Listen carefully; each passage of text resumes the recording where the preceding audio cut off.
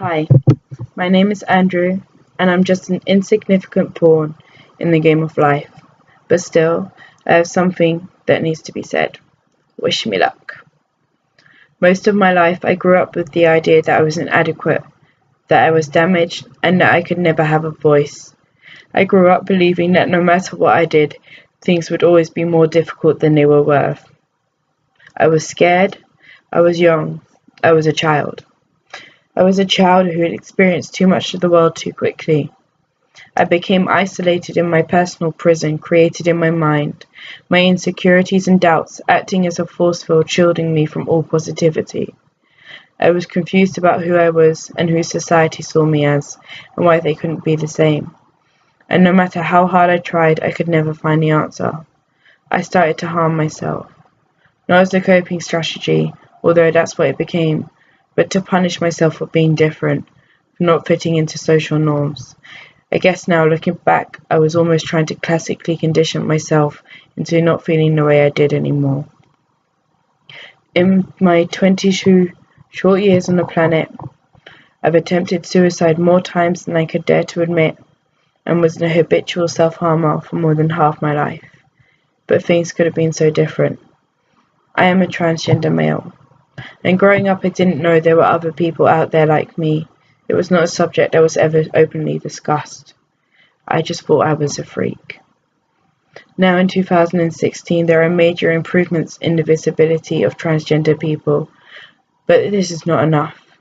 It's not enough to acknowledge that we exist. The society still refuses to treat us as equals. It's not enough to report on hate crimes if we're not educating people on these issues. It's not enough to support a transgender person's right to transition if so many still have to resort to sex work just to pay their bills because they can't get hired or keep their jobs.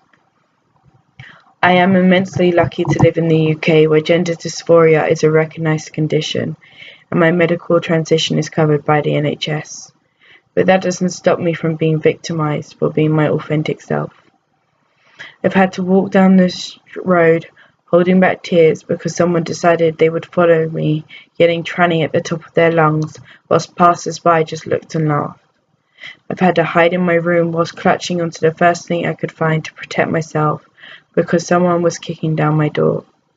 I've had people telling me it was their Christian duty to kill people like me, and I've been violently attacked several times in the street, all because I challenged their gender norms. Sadly, my story is not dissimilar to many others.